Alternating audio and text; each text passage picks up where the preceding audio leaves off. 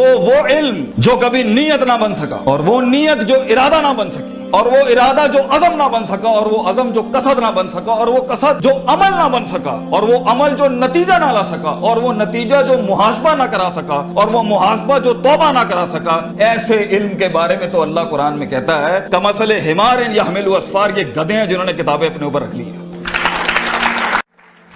ان سب گھاٹیوں سے علم نے گزرنا ہے تو فیلئر ہار اس فیلڈ کی تاج ہے، اس کا معراج ہے۔ جو انسان کہے میں ہارا نہیں زندگی میں، بھائی جان وہ بن ہی نہیں سکتا کچھ کبھی، اور جو ہار کے سیکھا نہیں وہ بھی نہیں بن سکتا کچھ، اور جو ہار کے اٹھا نہیں اسے تو پہلے ہی کہیں بھائی جان یہ آپ کا ویزا ہے، واپس چلے جائیں، اس ملک اور اس وادی میں آپ کا کوئی لینا دینا نہیں۔ یہ تنہائیوں کا گیم ہے یا اکیلے پنوں کا گیم ہے؟ شکوک و شبہات اور اضطراب کے ایسے محل ملیں گے آپ کو، آپ سوچ نہیں سکتے۔ لیکن اس پوری سٹرگل کے اندر زندگی میں اپنے خواب میں کچھ بنانے کے لیے، اپنا آپ منوانے کے لیے، اور اپنا لوہا منوانے کے لیے انسان کو سب سے پہلے لوگ باہر کنونس کر رہے ہوتے ہیں، بھائی جان سب سے پہلی تربیت اپنی ہوتی ہے۔ 40 سال میرے نبی کو صلی اللہ علیہ وسلم اللہ نے ایسا گرائنڈ کیا